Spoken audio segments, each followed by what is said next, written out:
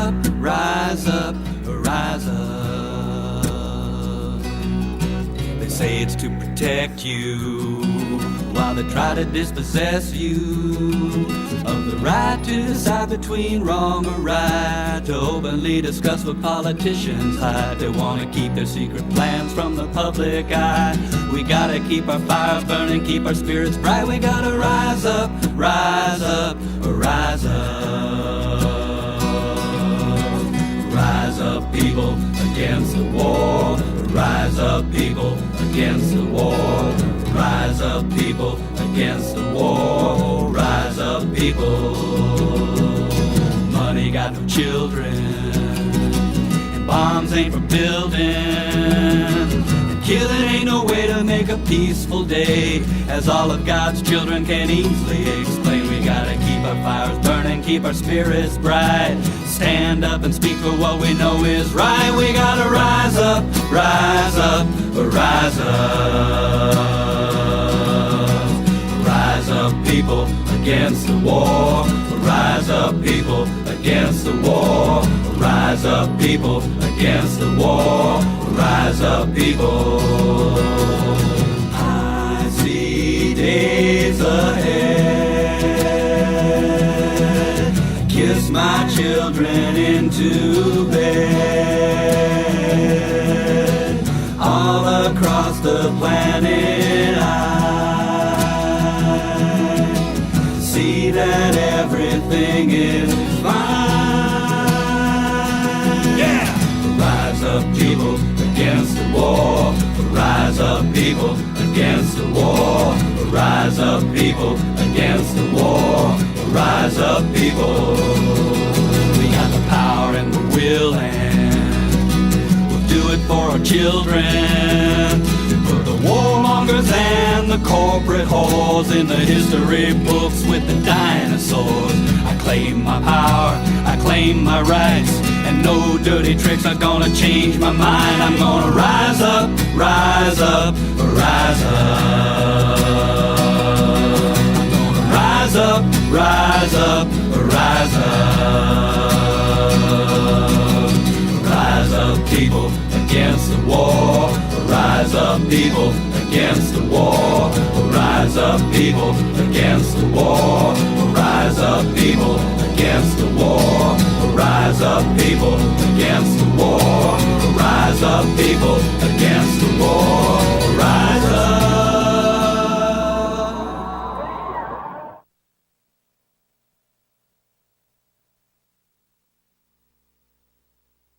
Hello, this is Dan with Veterans for Peace, Veterans for Peace Forum. I'm with Local Chapter 72, and today's guest I have Will Poole, who is a World War II veteran. But before we get going here, I just wanted to mention a few things.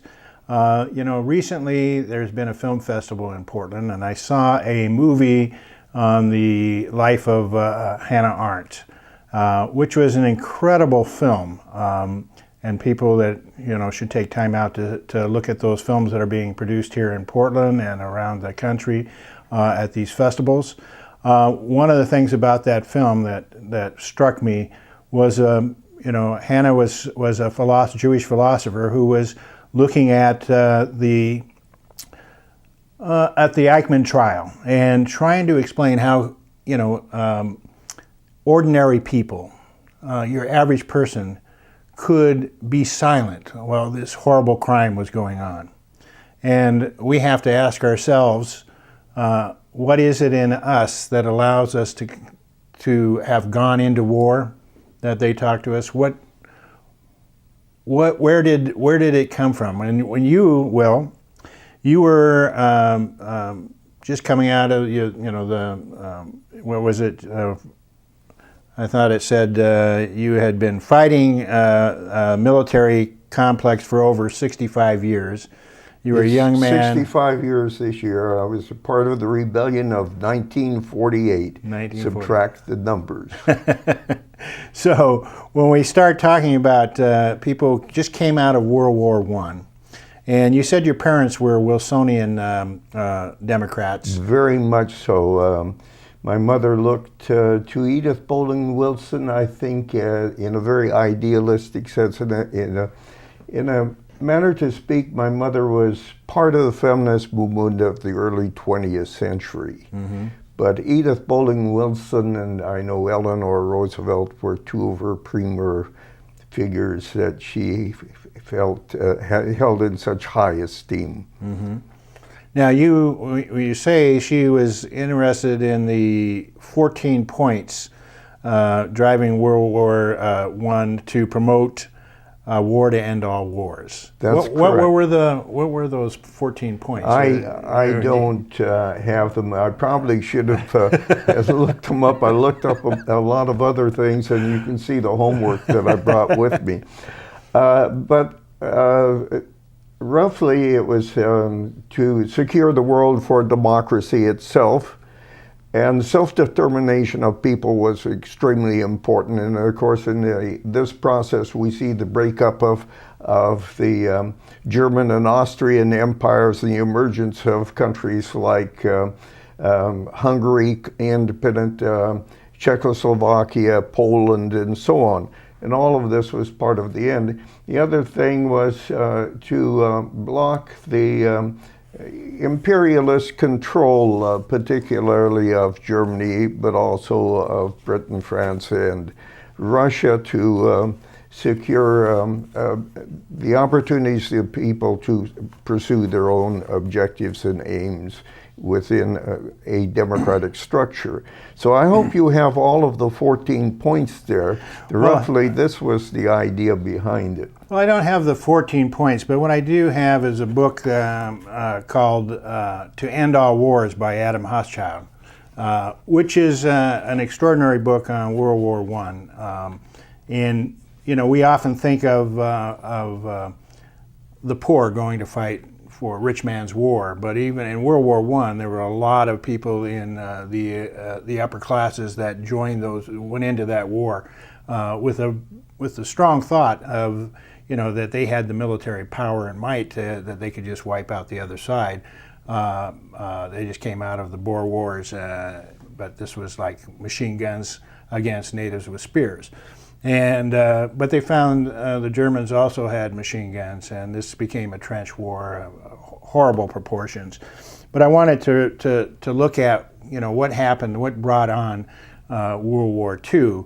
And there's just something here I want to read, and it's sort of the introduction of this book, The War to End All Wars. The war had won. Under the pressure of unending carnage of two empires, the Austro-Hungarian and the Ottoman, dissolved completely, and the German Kaiser lost his throne. The Tsar of Russia and his entire photogenic family, his son in the sailor suit, his daughters in white dresses, lost their lives. Even the victors were losers. Britain and France together suffered more than 2 million dead.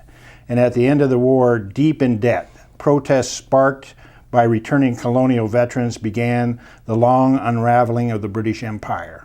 And it was a swath of northern France that was reduced to ashes.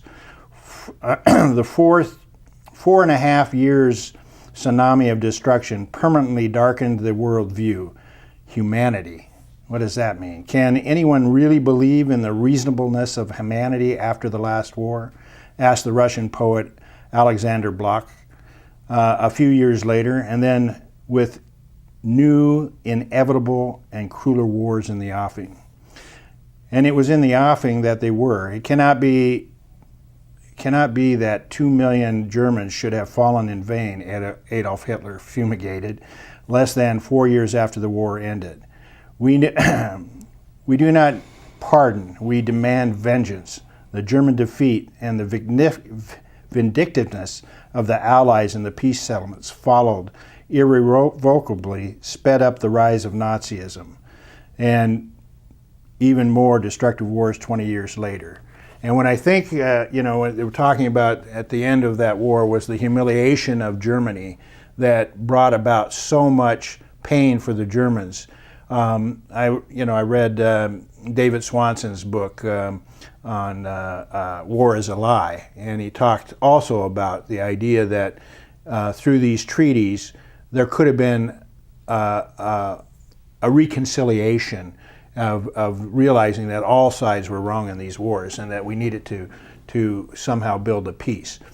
That didn't happen, and that began World War I as a spark for the rise of Nazism. So when we go into World War I, you were a teacher, so you've taught on some of these things, and you can give us a little more depth on that too. You stepped right into one hell of a trap. Okay. In reference to my service in the World War II, I was among the younger ones. Remember, I was a sophomore in high school on December 7th, 1941. I remember the day very, very well. And it changed all of our lives radically, and I won't bother, I couldn't possibly begin to go into that. But and again, you have to realize the expectations we had from the New Deal and so on, the degree of optimism, the tremendous support for President Roosevelt.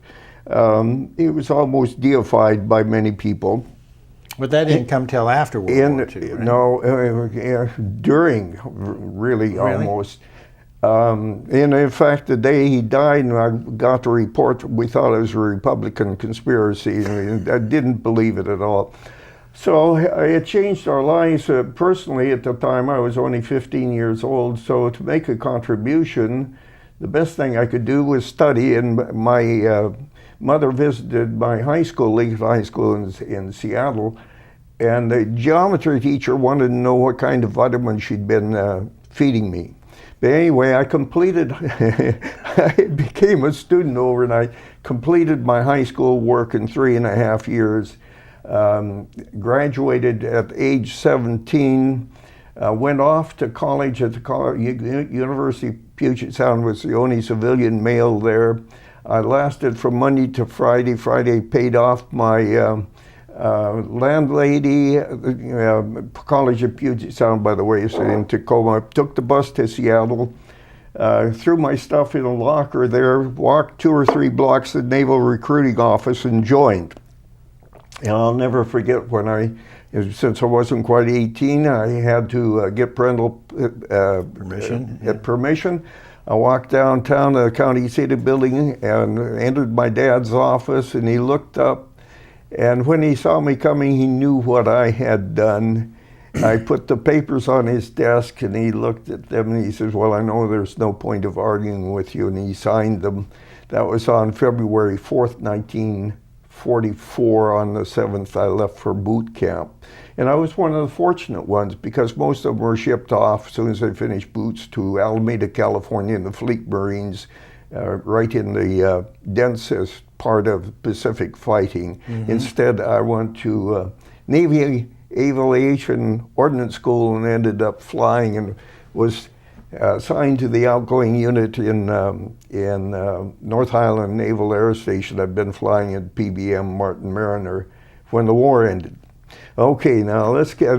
You can count on endless digressions. That's fine. Gore Vidal. I'm going to mention some my big brothers. My favorite big brother is Howard Zinn. Yeah. Howard Zinn was a bombardier in the Army Air Force. We had an Army and Navy Air Force, not the Air Force, during World War II. Went on, became an outstanding activist. I just wished I could have done half of what this man did. He added so much, and one of our greatest teachers of all times, active in the civil rights movement and so on, author of so many books, involved in so many different things I couldn't begin to say. But I've got to end. Another person I have to mention is Gore Vidal, who's the author of so many different books also. He was a little less, just about a year older than I, his experience. Gore Vidal once said, Harry Truman did more damage to this country than any president in history. And I think I would agree with that. And it would take us a long time to go down and discuss the reasons for it. Let's just talk about a couple of them. Yeah, but I can make the point. Mm-hmm. I think anyone who looks at it, this is the case. I would match that statement about Harry Truman almost with Woodrow Wilson. And one of the big myths is the American people were solidly behind him. This is nonsense. His great fear, he was an Anglophile. He was an aristocrat from Virginia, very much a part of the white male aristocracy that played such a role in this country. Doubtless, the overwhelming majority of the people in this country were opposed to our entrance in the European War. It violated Monroe Doctrine. Europe was over there. They could handle their own business. We do our own business in this country. So, and this is extremely important because I think back, of course, in mass communications once I had a long time ago at the University of Washington. Dr. Joseph Goebbels, if we are to succeed, we must adopt the techniques of American advertisers. And this is, we pioneered propaganda, and the first massive propaganda, modern propaganda effort was under the Wilson administration, and George Creel was his handyman, but it brought in all the people that were in the PR industry, completely mobilized it. Now let's just mention a little bit about some of the things that occurred when he tried to get the people behind him. Despite arousing words of Wilson about a war to end all wars and to make the world safe for democracy, Americans did not rush to enlist. 1 million men were needed, but the first 6 weeks after the declaration of war, only 73,000 volunteered. Congress voted overwhelmingly for a draft. Okay, now we have to go a little further here. There are many people that opposed the war that were arrested. And it goes beyond that. About 900 people went to prison under the Espionage Act. We could mention the passage of the Espionage Act. By the way, that thing is still it still exists. So what we're doing here today, actually, we could be picked up for. Congress passed and signed in June 1917 the Espionage Act. From its title, one would suppose it was an act against spying. However, it had a clause that provided penalties up to 20 years of prison for whoever, when the United States is at war, shall willfully cause or attempt to cause insubordination, disloyalty, mutiny, or refusal, duty, and so on. We had a very large socialist party in this country, very active one. Leader was Eugene V. Debs, much labor honored. And the Socialist Party split, essentially, but Debs remained true to the ideals of international socialism. And remember, capitalism is an international system. Socialism has always been international. Stalin represented a deviation of the most corrupted form from what had been standard thing. So in this country, under Debs, that element, of course, opposed the war. Debs eventually was prosecuted, sent to prison, and of all things, it took a Republican to set him free, Warren G. Harding in 1920. And I tell you, Ray Ginger's biography of Eugene V. Debs, everyone should read it. They should read Debs' speeches and also his writings on his prison experience, which is so important, walls and bars. And I could go on for a long time. Well, and he also was nominated for a candidate for presidency while in prison. Oh yes, it got almost 1 million votes. That's right. Almost 1 million votes.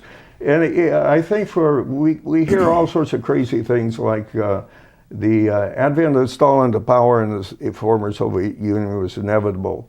That's just like saying it was inevitable that George H. Bush had become president because of the superiority of these people, and he was elected by God to this position. This is all nonsense. It turns the whole concept of social evolution and the way human societies functions upside down. Very few things are inevitable. Things do occur. And I've got to cite this one last thing here about the opposition, which was so widespread, the complete deviation. I'm convinced there'd been no Hitler, nothing of that sort would have occurred had we stayed out of the war. We should have. Georgia, in Florida, we won't talk. In Georgia, there was undoubtedly general and widespread opposition on the part of many thousands. This is the South now. To the enactment of the draft law. Numerous and largely attended mass meetings held in every part of the state protested against it. Ultimately, over 330,000 men were classified as draft evaders. Now match that up against Vietnam. You people who, not you, but I know a number of draft evaders and have talked to them and so on. There wasn't anything like this. People caved in Vietnam. They didn't quite. They fell for the propaganda which was floated over them overwhelmingly. Well, I could go on and on like this. The use of the espionage, the thousands that were rounded up and deported under Wilson. This was one of the grossest violations of human rights, freedom, and the very basic elements of democracy in the name of democracy. And I'll close on this part. If you don't own a copy of The People's History of the United States by Howard Zinn, one of our greatest heroes, World War II vet, get it? And here's Zinn's let me also say that declarations. Zinn was a member of Veterans for Peace. Yes. And we also have a foundation that he bequeathed to Veterans for Peace, so that people are interested in finding out more about that or donating to that. That would be something they can look up at the National Veterans for Peace website. That's www.veteransforpeace.org, spelled all the way out. Okay. He's one of my heroes. I've seen him speak here in Portland a few times. A great man, and he's left a legacy among so many young people who've taken his classes and have been inspired by him, and has helped people actually. I see history being written differently now. I see more people looking at that people's history. One of the things that we have is alternative media. Alternative media, we talk about propaganda that was done by the war. Well, we have, what is propaganda but a source of information that's set out? It is advertising, but it's also, a sort of, we think of it as false news. But there is also the idea that we're trying to let people learn and know that there's alternatives to what they see on the major media. And they had the force of the major media. They had films that were being produced out of Hollywood to support the war, and there was racism involved in the war, especially as the Japanese joined in the war from Pearl Harbor on. There was just a viciousness of racism that was coming out of the press and in movies, etc. And I was just reading that just before I came here tonight. That's one thing. I noticed you had a book here by Kurt Vonnegut too, another great author. You have something to say about that?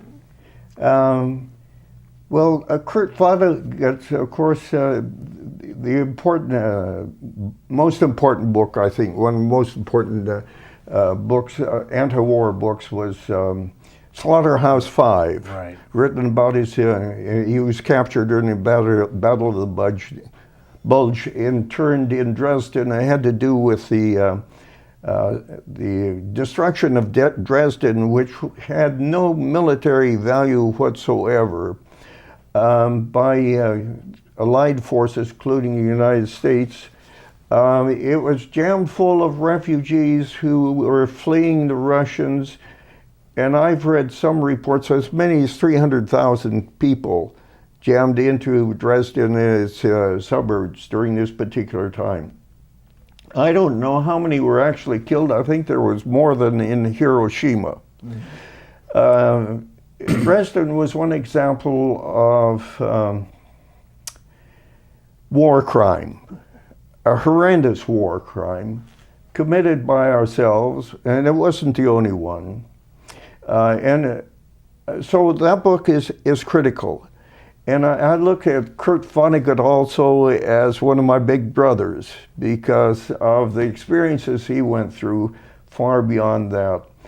And the openness and the ability to express it. And of course, he's a wonderful writer, artist in that respect anyway. Armageddon in retrospect are his memoirs, thinking back. He didn't write the things that he wrote, but his son Mark, who's I want to say pediatrician, I don't think, he's a professor at Harvard University in a medical thing, put this together. It's something everyone should read along with the passionate declarations. Okay, I have to mention one other thing about U.S. atrocities and this whole system of denial, because oftentimes we hear about the Holocaust. Now, how could the Germans possibly deny this? All right. His name is Lifton, one of the authors, and his first name will come, and Greg Mitchell put together a book entitled Hiroshima in America, in which they go over 50 years of denial. And so this book must have been published about 1995. Robert J. Lifton. This is the way an old man's mind works. Okay. I'll join you there.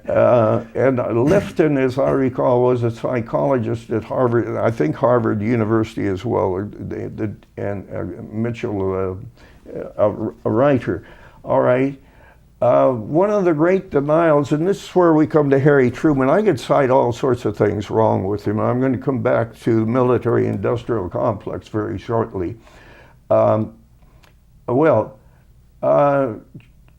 Everyone seems to think, and I've gotten in trouble by questioning this any number of times, that the dropping of the bomb on Hiroshima brought an end to World War II. This is utter nonsense. It was utterly unnecessary. The Japanese were trying to sue for peace at that particular time, and our own military high command said that, well, they couldn't have held out longer than November of 1945 anyway.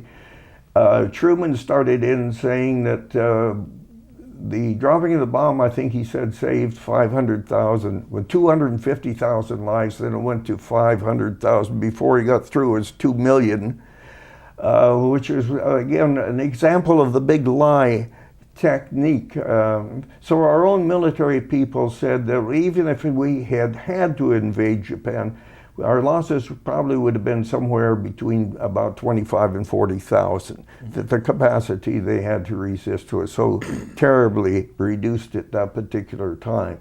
So we run into this whole business of denial, a denial about war and the damage and what it actually does.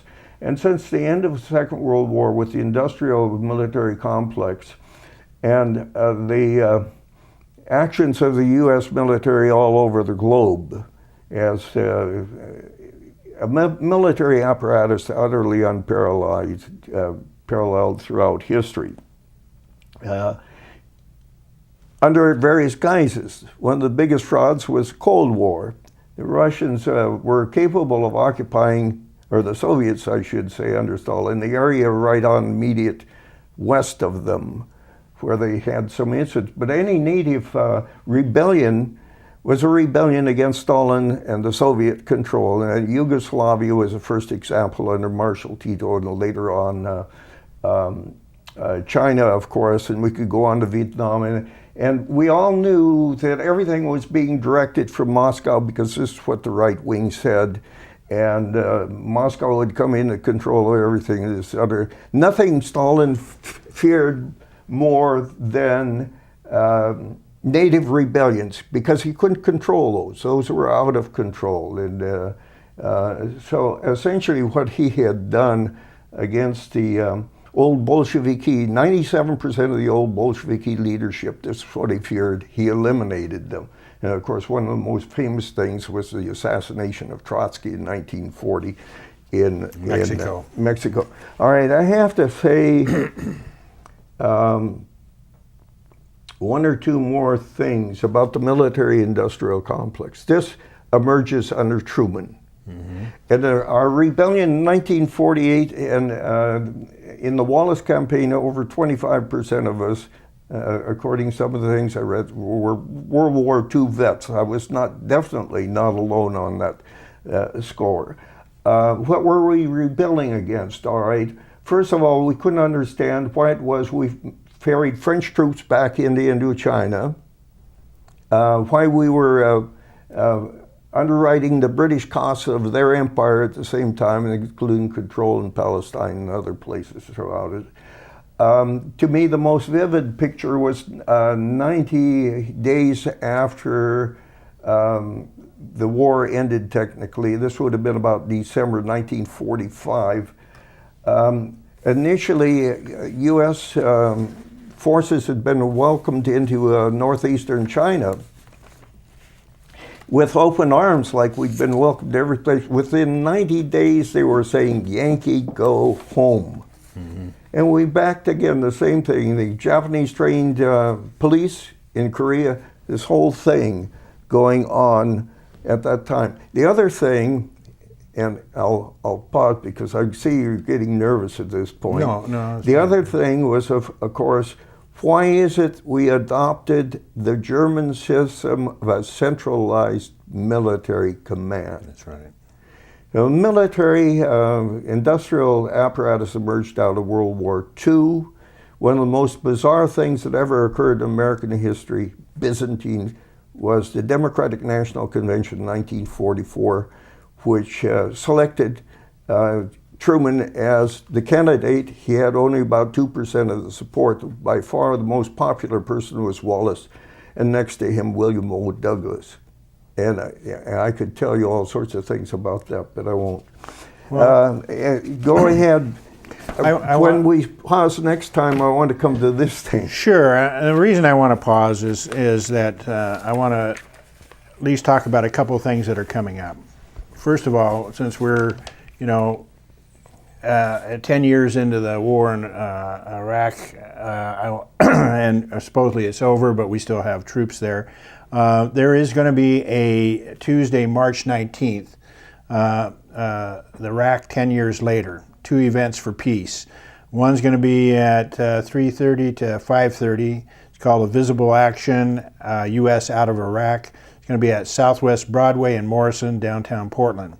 Then in the evening at 7 p.m., Eyewitness to 10 years later, what Iraqis are saying. Kathy Breen for Voices for Creative Nonviolence. This is going to be at the First Unitarian Church in Elliott Chapel, and that's at 1011 Southwest 12th.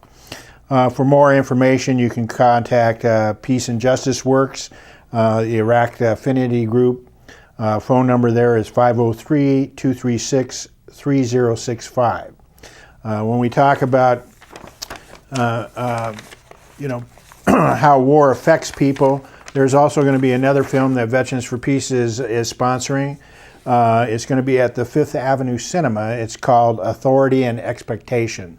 Ray Harris, who is a Iraq veteran, who we've had on this program in the past, and the Authority and Expectation is an incredible interview by Ken Laurie, who goes through and really brings out Ray's personal emotions about war and what post-traumatic stress kind of looks like. And I think it's, for anybody that's seen it, has found it to be one of the most powerful films around. Just by Rogue Valley Peace Veterans said, Ray is a powerful speaker making incredible points. Another chapter, Veterans for Peace, chapter 1011 said, deep moving. This is a close-up of PTSD and something every American should see. Ray Harris impresses me as an intelligent and thoughtful person going through hell, yet willing to help others understand the evils of war. And I think that's a great opportunity for people to see that. I'll just hold up a little flyer here too. This is the flyer for that. For more information, you can contact me directly if you like. That's Dan Shea with Veterans for Peace. My direct email is djshea@hotmail.com. That's djshea@hotmail.com. And I'd be glad to let you know more about that. There are so many things that are going on. There are veterans that are returning, and there are veterans. One of the things that I just saw a film called Mind Zones. It was in a film festival, Rethinking Psychiatry Film Festival. That's usually put on at the First Unitarian Church. And a friend of mine and professor at Portland State, Jan Hawkins, is somebody who went to Afghanistan, and they were looking at therapists that were actually in the field, and when the people came out and were having problems, they would take them through various techniques. But the idea was to get them to go back and serve in that war. Now the film, to me, was troubling. Not just because of what they were dealing with, because it didn't say enough to me.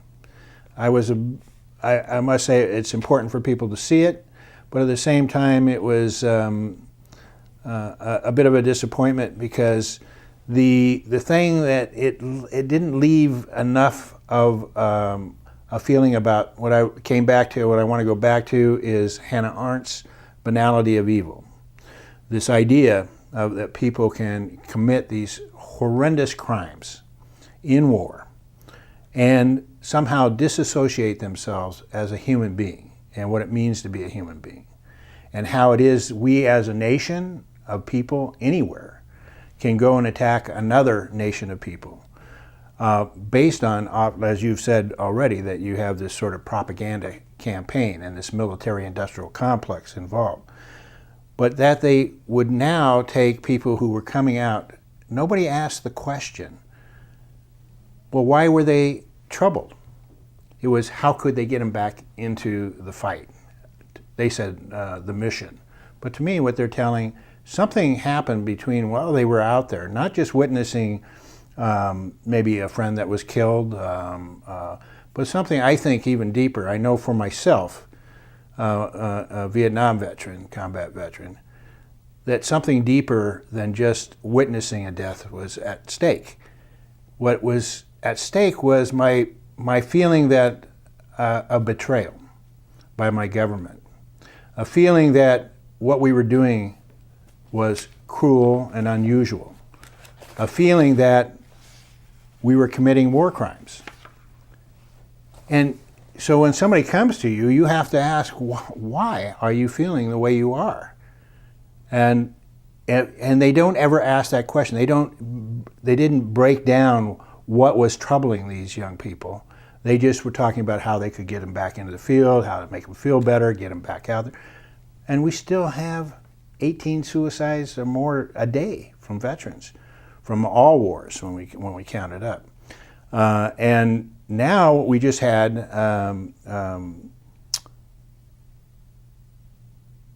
the military has just said that women can serve in combat, and there's a big to-do about liberation of women and equality. But I'm sorry, I'm opposed to both men and women going to war, and I find this is no great victory by women to enter the battlefield. I think this is atrocious that anybody would be joining the battlefield. We have to understand that war in itself is the enemy. The war itself is the crime. And nobody comes out of those wars unscathed.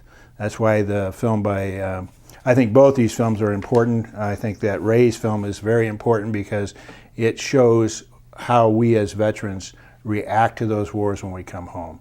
People come home without arms and limbs. Many people came home in caskets, but we weren't allowed to show that from the Iraq War. That was a crime to show those pictures. They didn't want people seeing it. But I see now that if you go to Al Jazeera, you see the violence of these wars. It's very clear what they are. But I think people have been desensitized to even the most horrible images that you can imagine. And still, when we saw the Vietnam War, and we saw the atrocities, and we saw that young little girl screaming from the napalm that had covered her body, and we saw the general shoot somebody directly in the head and kill him. We were troubled, and people all across this country were saying we needed to end that war. There was a movement, anti-war movement, that just continued to grow. And when we had people, athletes like Muhammad Ali, who would give up his title, his belt, as world champion, because he refused to go and fight in what he considered a racist war. We have to understand what is the difference between people, and that's where Hannah Arendt's thing comes back. What is it that makes ordinary people? And I shouldn't say that's ordinary, or I would say maybe when she uses the word banal, this sort of how people are on automatic pilot. We go to work every day. Germans went to work every day. Japanese went to work every day. We pick up our children. We take them to school. We feed our families. We love our neighbors. And yet, all of a sudden, we can be moved so easily. And we have to ask ourselves, could we have been one of those Germans that turned our head away from that violence?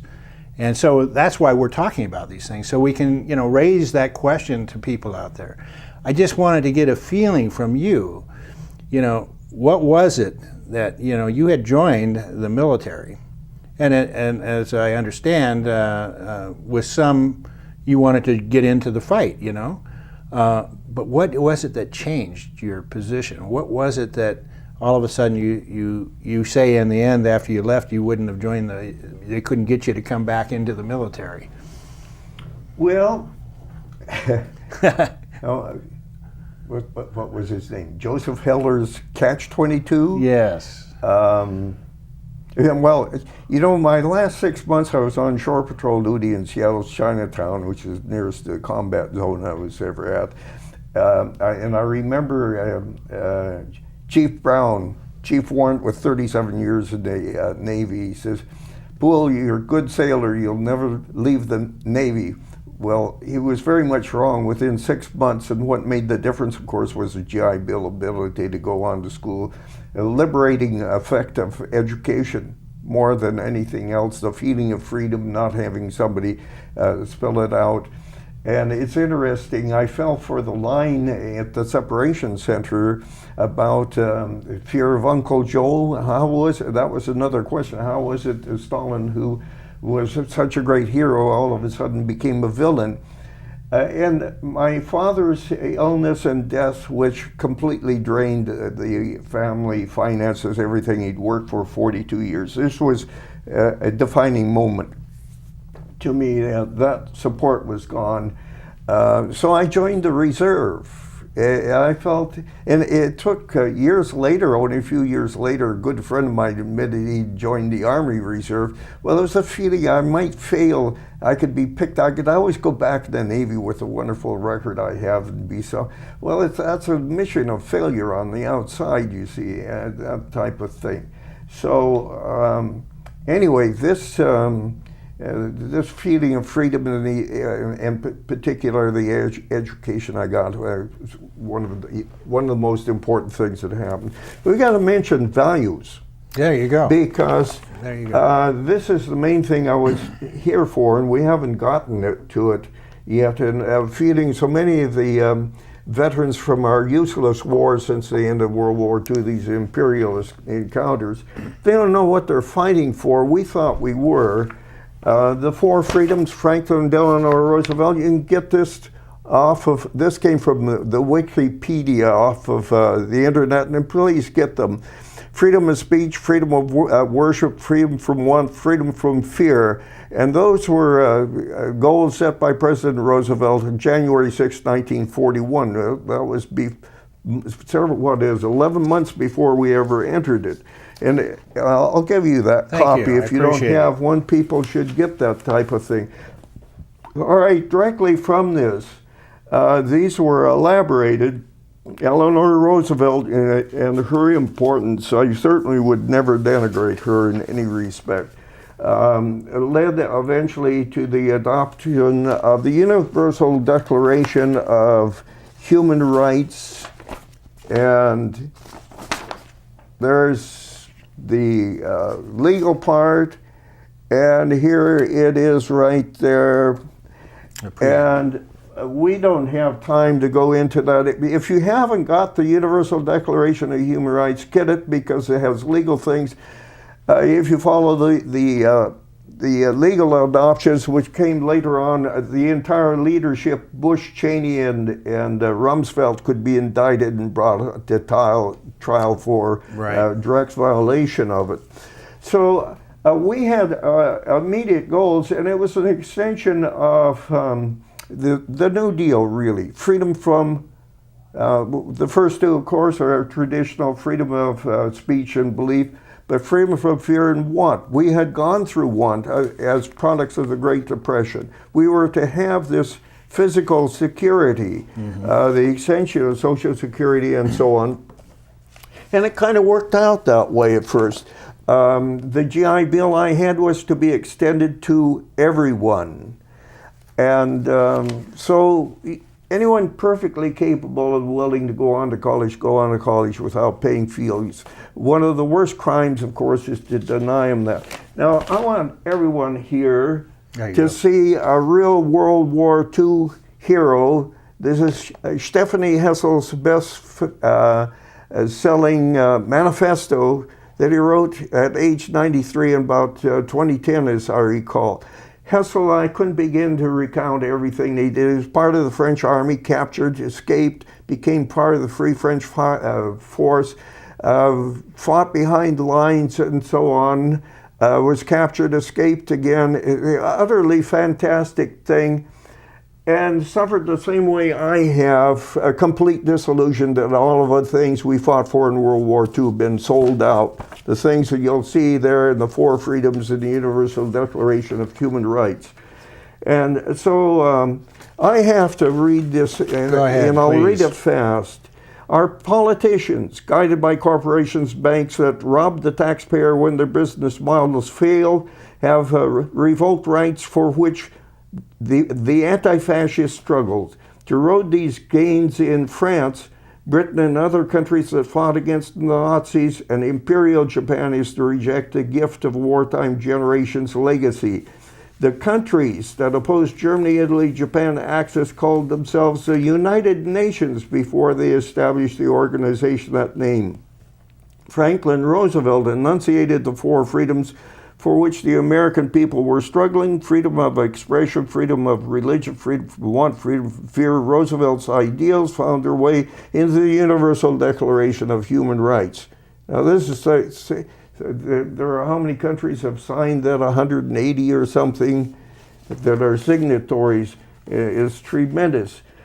So Hessel, this manifesto he wrote, by the way, this is out of The Nation.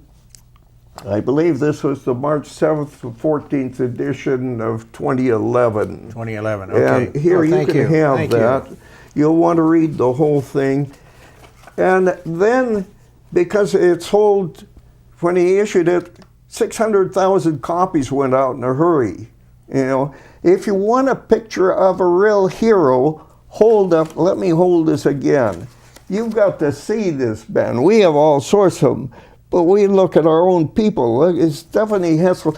Now, Hessel worked with Eleanor Roosevelt, was one of the people that developed the Universal Declaration of Human Rights. And I hope I've gotten some information to people here that they didn't have before. I think you have. You've brought some things to me that I haven't heard before. And so anyway, there is one last thing. I think I lost my place. While you're finding that, I want to mention another event that's coming up, and that is, you know, we have a long struggle that's been going on after 1945 in Israel and Palestine, and through that process, there have been a number of people that are working to try and reconciliate peace talks broken down many times over the years. But there's been a movement since Gaza has been sort of this prison nation, surrounded by the Israeli, cut off from people even being able to export or leave the country or go into the country. There's been a group of people that put together flotillas that were going into Israel. And there's a book called Freedom Sailors, the first flotilla that was designed by a group of people for what they call Gaza's Ark, created a foundation so that they could create these flotillas and break the blockade by going directly in by sea. Now we all know about the Israelis attacking the ships at one point. This is the first ship that went through, and then others have been going on, and they continue to try and do this. Well, Bill Dietz, who is a physician, edited this book with Greta Berlin, one of the both founders of the Gaza's Ark, and he's going to be in town, and we're going to have Veterans for Peace is going to be sponsoring him at the First Unitarian Church in Portland at 7 p.m. March 4th, Monday, March 4th. And so I'd like to invite you to come listen to him, this incredible journey that they went through just to get there, to bring solidarity to the people of Gaza. So that said, I want to get back to you, and you found your spot? Yes, I have, and I'm going to try to cut this as short as I can. You know, once you open it up with me, I can go on endlessly. Okay. This is a remark again. Hessel's little book. This was compiled. You notice it's a little red book. Red. Okay. After humanity survived the horrors of the 20th century's various forms of totalitarianism, the threat of finance capitalism now rears its ugly head.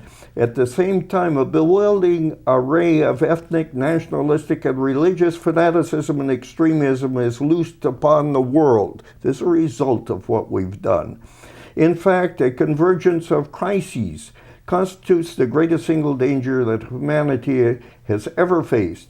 In essence, the impending menace is this: humanity is unable to attain humanity. Greed kills. Right. Now, I've got to add one other thing that's extremely important. Fascism is still here. It rears its ugly head.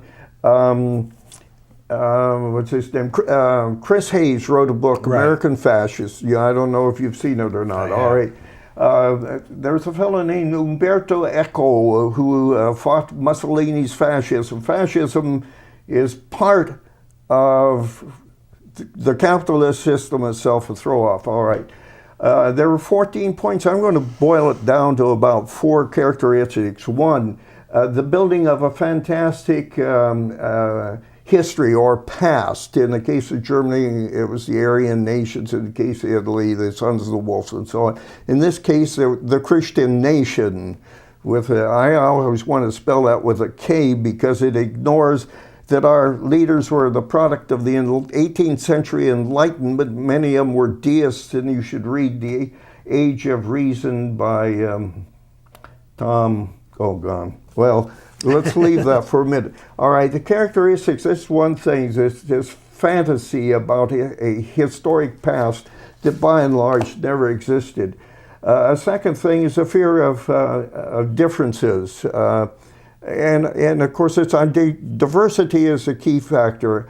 A third thing is a direct contact with the corporate structure. Americans were the biggest investors in Nazi Germany. General Motors, DuPont, Ford, you name it. They hailed Hitler because he broke the unions, the rest of it. Mussolini is the same way, the Italian equivalent of their Chamber of Commerce. So we have that thing. And then the final thing is the thing we've been discussing, the military-industrial complex, and I'll shut up. Well, since you mentioned the military-industrial complex and war crimes, there's an author called, his name is Nick Terse, who has done, just recently had an interview with Bill Moyers on the Bill Moria program on public public television. But Nick Turse did an incredible study of Vietnam and war crimes. Basically went back 4 years, just as a graduate student, began studying a little bit about it. He didn't know what he was getting into, but he found the archives of the Army's own investigation into veterans who had actually said, you know, these people are killing innocent people, collateral damage, as they called it. But and how the military covered up those crimes. It's an incredible book. It's called "Kill Anything That Moves" by Nick Turse. You should pick it up. It's very difficult. For me, it was very difficult to read because yeah, it'll bring me to tears. It's very hard for veterans to read, but the general public should read it. I think it uncovered the smoking gun of evidence that could put a lot of the people who ordered these things or set it in motion for war crimes. Nick Turse is also author of a book called The Complex: How the Military Invades Everyday Lives. And it gives us, from Walmart to you name the corporations, and how that military and industrial complex is so ingrained in almost everything in our corporate world that you can possibly imagine. It's another great book to pick up, and I please that you get it. We're gonna have to wrap up here, and I wanted to just say, Will, I want to thank you very much. If there's an audience out there, I'm sure that they're standing up and an applause to you, because I think I learned so much, and I'm really impressed. And I want to thank you so much for coming on the program. By the way, putting students in debt for going to school is a crime. It is a crime. Yeah. Those debts should be forgiven immediately. And there is legislation up before our state legislature to take care of part of the problem. Well, I still have $20,000 in debt, and I've been going through a tremendous psychological problem with this whole thing, because as I say, you know, school should be free. Education should be the way that we move forward for peace in the world. And if you are a veteran out there, please contact Veterans for Peace. Talk to another vet. Will is a member of Veterans for Peace, and he is still out there. Friday yesterday. Where? Peace Vigil on Highway 26 at the entrance to Sandy, 4 to 5. There were only 4 of us out last night, but sometimes we have twice that many or more. If Will can do it, you can do it. Thank you for tuning in, and look for us again on the 4th Saturday of the month.